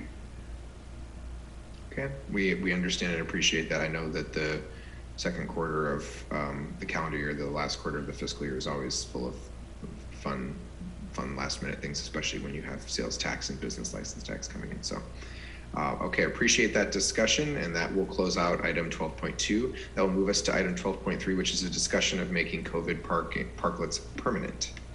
Mr. Bryant. Oh, Mr. Smalley and Mr. Bryant. Everybody, welcome. Thank you, Mayor Bowders. So this is a discussion of making COVID parklets permanent. As Lauren, can you bring up the PowerPoint, please? As the council may remember, last December, you requested a future agenda item to discuss the notion of making COVID parklets permanent, and this is that agenda item. This is in response to that item. Can you go back to slide number 1, please? Actually, you can go forward to the next slide. Thank you. So by way of background, as you may recall, in 2020, the council passed 2 ordinances to address the impacts of COVID on local businesses and to expedite approvals. The first was the so-called COVID outdoor dining ordinance, and that was adopted on June 16th, 2020. That ordinance modified the temporary use permit provisions and also the Sidewalk Cafe and Parklet regulations, all related to outdoor dining at restaurants and bars. The second ordinance was a COVID-related activities ordinance, and that was adopted on November 17th of 2020. That modified the temporary use permit regulations for businesses that moved their operations outdoors or performed COVID-related services such as testing, treatment, and research. Both of these ordinances were first passed as urgency ordinances and then were replaced by regular ordinances. Concerning the expiration dates of these ordinances, the first one was set to expire 1 year after its effective date. So it expired on August 6th, 2021, since it took effect on August 6th of 2020. Facilities that were approved under this ordinance are now technically non-conforming, but no effort, of course, has been made to require them to close because some of them are still open and nobody wants them to close. The other ordinance, the COVID-related activities ordinance, expires 180 days after the date of the end of the state of emergency, so it is still in effect. Hindsight, of course, is 2020, and if staff had the ability to foresee how long this pandemic was going to last, we would have made the first ordinance's expiration be the same as the second, that is 180 days after the end of the state of emergency. But we didn't do that. So at this point, we recommend that the council pass an ordinance to modify the COVID outdoor dining ordinance, to modify its expiration date to 180 days from the end of the state of emergency, and to also declare that facilities that were approved under that ordinance remain conforming. Next slide, please. So just by way of illustration, these are the outdoor dining facilities that have been approved to date under the outdoor COVID outdoor dining ordinance. The stars represent temporary use permits, so that is outdoor dining that is on private property. It's not in the public right of way. And the colors represent their status. If they're yellow, they are no longer in operation. They were approved and they started operating, and then they've stopped operating. The green ones are ones that were approved and are still in operation. That includes Rudy's Can't Fail Cafe, Honor Bar, and the Public Market. Los Moles was kind of a special case. The square represents a Sidewalk Cafe and the circle represents a parklet. At Los Moles, they had both a Sidewalk Cafe and a parklet approved. However, they never installed the parklet. So the Sidewalk Cafe was installed and it's still operating. Parklet, of course, is not there. And finally, Doyle Street Cafe has a parklet, which is represented by the green circle, that was approved and installed and still continues to operate. Next slide, please. So here are a few pictures. This is the outdoor dining at the Honor Bar. This is a temporary use permit, so it is on private property, not within the public right of way. Next slide, please. Similarly, at the Public Market, there are a number of outdoor dining facilities at various parts of the Public Market site. Another temporary use permit, not in the public right of way. Next slide, please. This is Los Moles. The picture on the left, you can see it's looking up the 65th Street sidewalk. And you can see next to the building is some tables and chairs, which is the Sidewalk Cafe. And if you can see the person that's walking in the street, they're kind of on the right side of that picture. That's where the parklet would have been. But as I said, it was never installed for whatever reason. The picture on the right is a close-up showing what the Sidewalk Cafe looks like, and it's still in operation. Next slide, please. And finally, this is our one and only parklet that was actually approved and installed and continues to operate, and that is at the Doyle Street Cafe. Next slide, please. So concerning making these provisions permanent, we have some recommendations related to temporary use permits, sidewalk cafes, and parklets. Concerning temporary use permits, the only modification that the ordinance, that the outdoor dining ordinance really made to temporary use permits was to eliminate the 60-day time limit on them and to waive the fees. We feel that as long as that ordinance is corrected to modify its expiration date to basically put it back in effect again, we don't think any permanent changes to the temporary use permit regulations are called for. This is because that after the state of emergency is over and people want to do outdoor dining facilities on private property, they can always do that through the minor design review process, as people have done in the past and continue to do. That system is already in place. The fee is nominal. It's $575 currently. And the approval, like most planning entitlements, runs with the land in perpetuity. So there is no expiration date on that. So we're not recommending any changes to the temporary use permit regulations on a permanent basis. Next slide, please. However, related to sidewalk cafes, we think that some of the changes that were made are noteworthy and should be incorporated into the code. One is to eliminate the requirement that all furnishings must be removed at the end of each business day, as long as the furnishings are adequately secured. And secondly, eliminate the restriction that prohibits bars from having sidewalk cafes, provided that the bar provides full meal service, either from its own kitchen or by contract with another vendor. Next slide, please. For parklets, we recommend eliminating several provisions.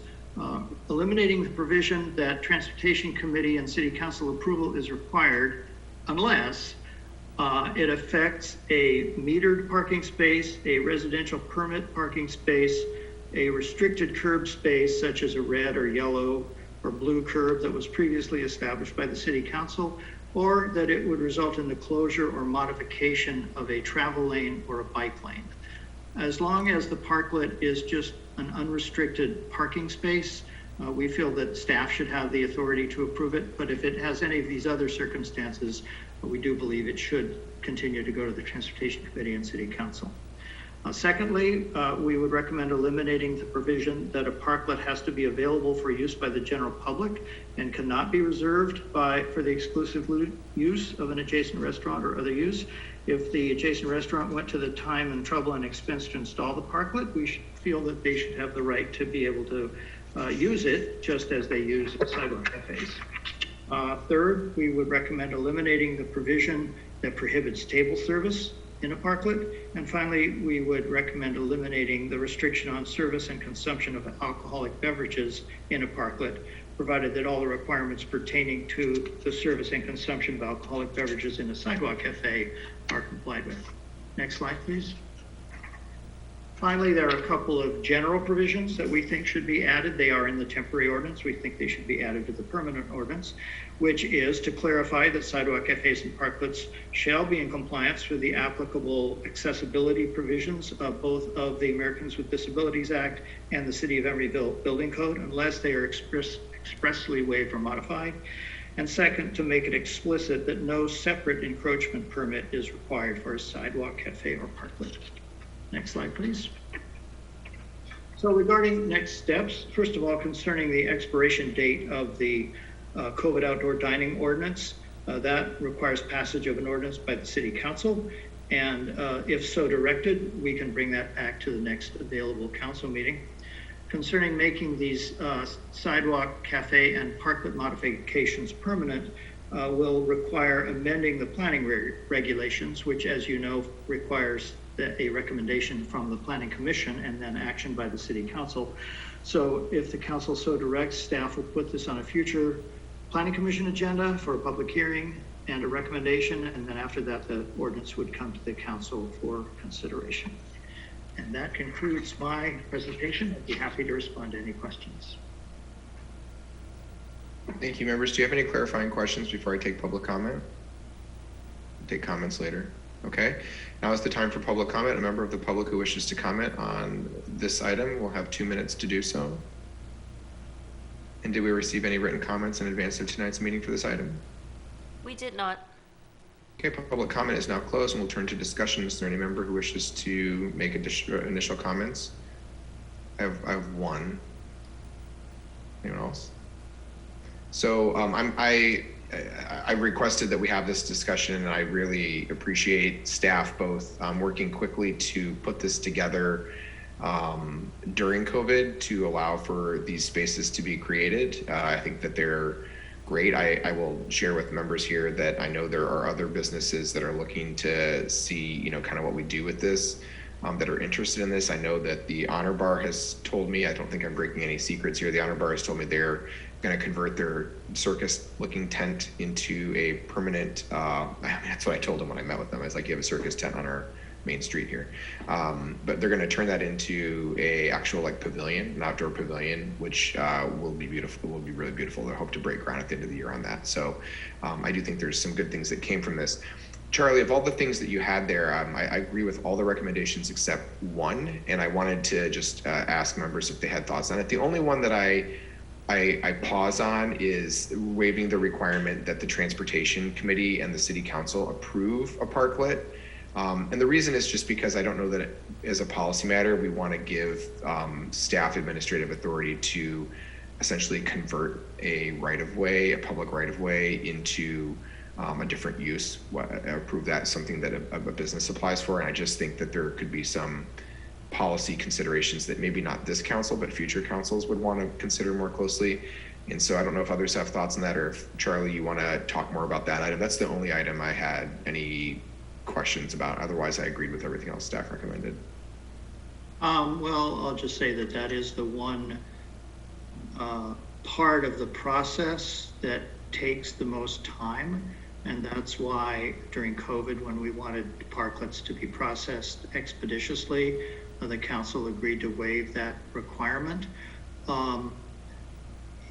If you want to reinstate it, and that's why our recommendation was a little bit nuanced. We did recognize that there are situations like taking away parking meters or taking away permit parking space that clearly would need council approval.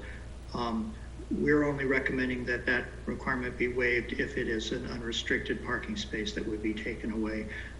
Our feeling was that we don't think the council is particularly enamored of on-street parking necessarily, and we thought you would be okay with staff just approving that. But I'm perfectly fine with bringing all parklets to the Transportation Committee and City Council if that's what you want to direct. I was actually thinking it would only need to come to the City Council, so eliminating a step in the process, so that if you guys administratively wanted to recommend it, it could literally just be there. Oh. Okay. Yeah, I don't know that it has to go to the chair unless the transportation chair has an opinion on that. Would you approve, generally speaking, of course this wouldn't go in the ordinance, but would you approve, generally speaking, of having it on the consent calendar?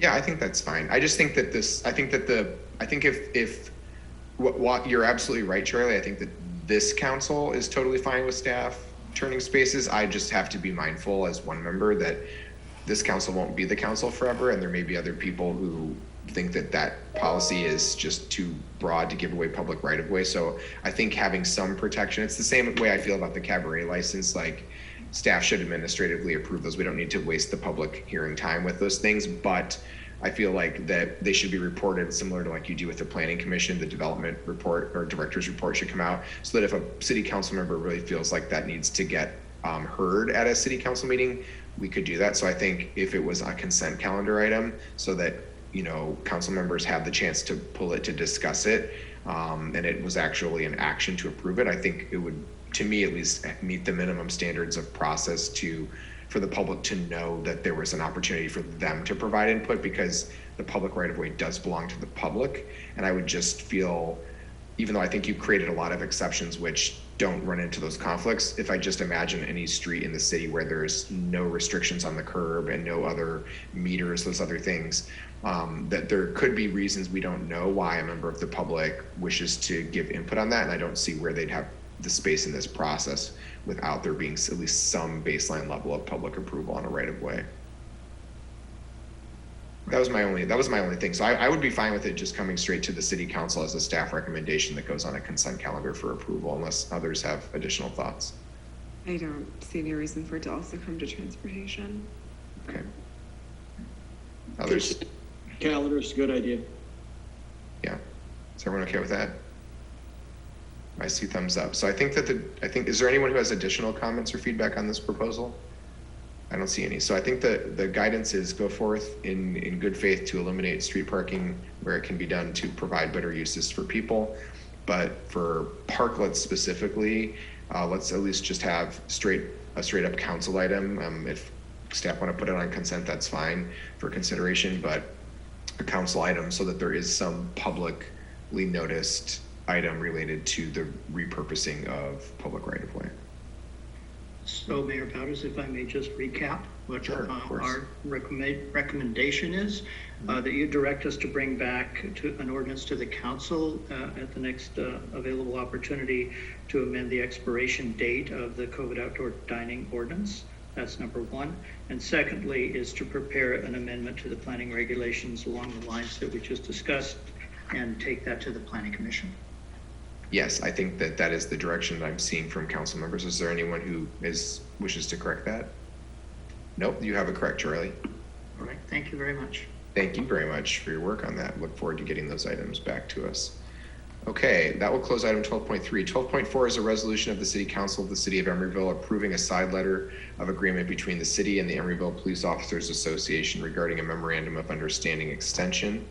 I am proposing that we waive presentation on this item. It's sufficiently outlined in the packet, and we discussed not this but other items at the Mesa board. And so is there anyone who objects to waiving presentation on this series of items? No. Okay, public comment. Is there any member of the public wishes to comment on item 12.4? Seeing none, is there a motion? So moved. Second. Motion by member Martinez, second by Vice Mayor Medina to approve this. Please call the roll. Councilmember Donahue? Aye. Councilmember Martinez? Aye. Councilmember Welch? Aye. Vice Mayor Medina? Aye. And Mayor Bowders? Aye, that 12.4 is approved. Item 12.5.1 is a resolution of the City Council of the City of Emeryville consenting to a side letter of agreement between the City of Emeryville and CAMP. Waiving presentation, is there public comment? Seeing no comment, is there discussion? Seeing no discussion, is there a motion? So moved. Second. Motion by Member Martinez, second by Vice Mayor Medina to approve this resolution. Please call the roll. Councilmember Donahue? Aye. Councilmember Martinez? Aye. Councilmember Welsh? Aye. Vice Mayor Medina? Aye. Mayor Bowders? Aye. 12.5.1 is approved. 12.5.2 is a resolution of the City Council of the City of Emeryville consenting to a side letter of agreement between MESA and the SEIU. Is there any public comment on this item? Seeing none, is there discussion on this item? Seeing none, is there a motion on this item? I move the motion. I'll second. I move the resolution, excuse me. Okay, I followed. So motion by Member Martinez, seconded by Vice Mayor Medina to approve this resolution. Please call the roll. Councilmember Donahue? Aye. Councilmember Martinez? Aye. Councilmember Welsh? Aye. Vice Mayor Medina? Aye. Mayor Bowders? Aye, that resolution is approved. 12.5.3 is a resolution of the City Council of the City of Emeryville consenting to the amendment to the MESA Pay and Benefits Plan for the unrepresented employees effective May 3rd, 2022. Presentation being waived, is there any public comment? Seeing no public comment, is there discussion? Seeing no discussion, is there a motion? So moved. Seconded. A motion by Member Martinez, seconded by Vice Mayor Medina. Please call the roll. Councilmember Donahue? Aye. Councilmember Martinez? Aye. Councilmember Welsh? Aye. Vice Mayor Medina? Aye. Mayor Bowders? Aye. Resolution is approved. Item 12.6 is a resolution making the required findings to continue remotely held meetings consistent with and pursuant to Assembly Bill 361. This is a standard item that we've had ever since the pandemic began, but it converted to AB 361. Members of the public wish to comment on remote meetings? Seeing none, is there discussion? Seeing none, is there a motion? So moved. Second. Motion by Member Martinez, seconded by Vice Mayor Medina. Please call the roll. Councilmember Donahue? Aye. Councilmember Martinez? Aye. Councilmember Welsh? Aye. Vice Mayor Medina? Aye. Mayor Bowders? Aye, the resolution is approved. Item 13 is department head reports. Mr. Bryant.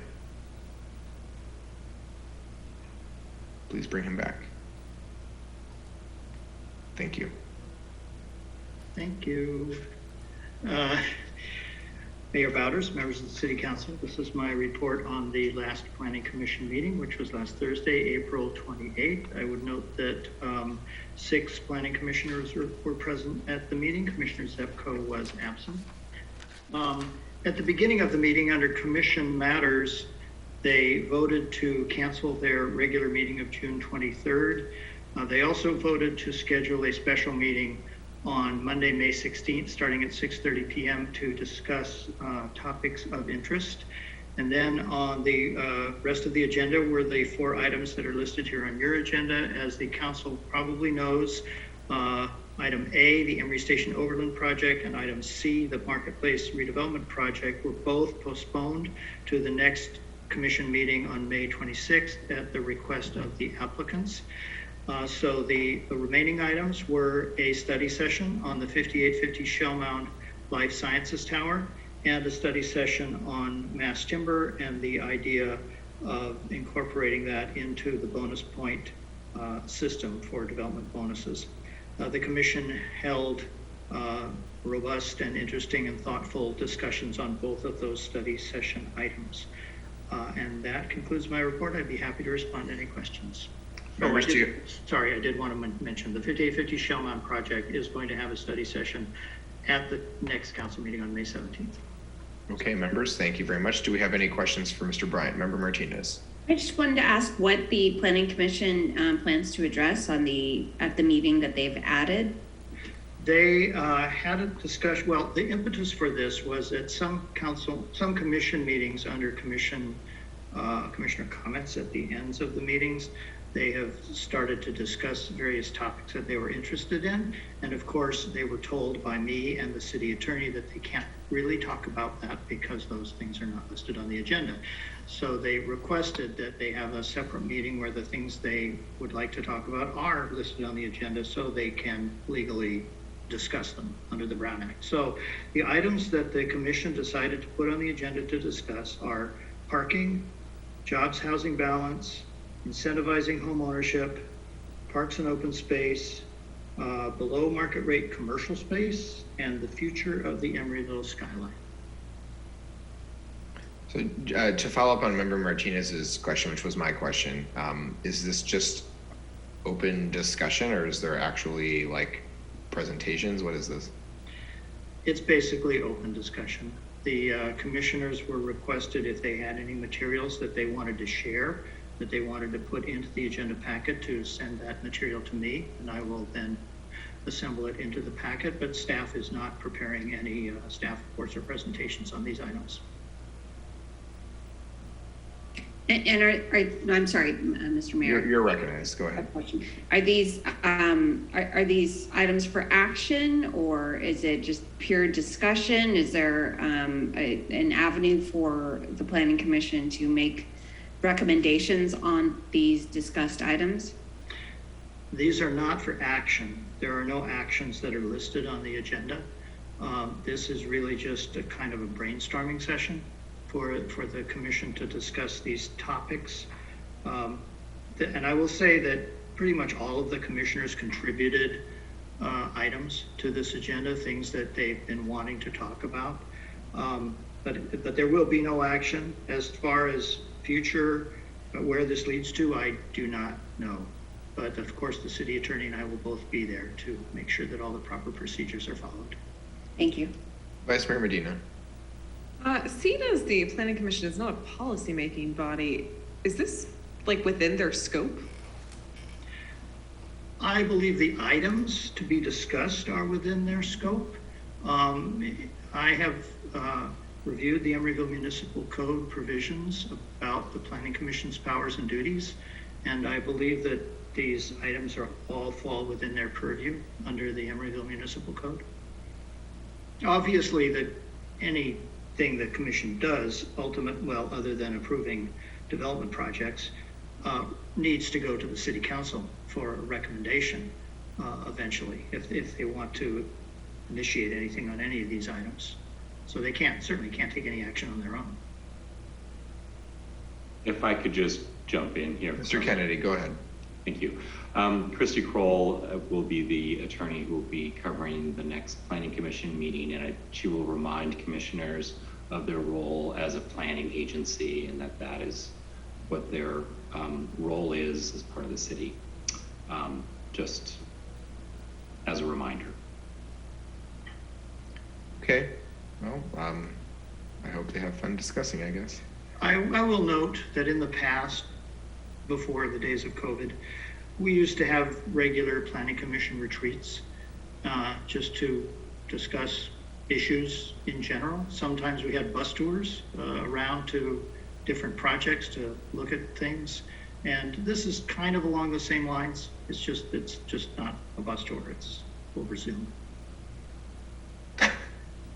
The way you say it makes it sound so sad. So it'll be fun.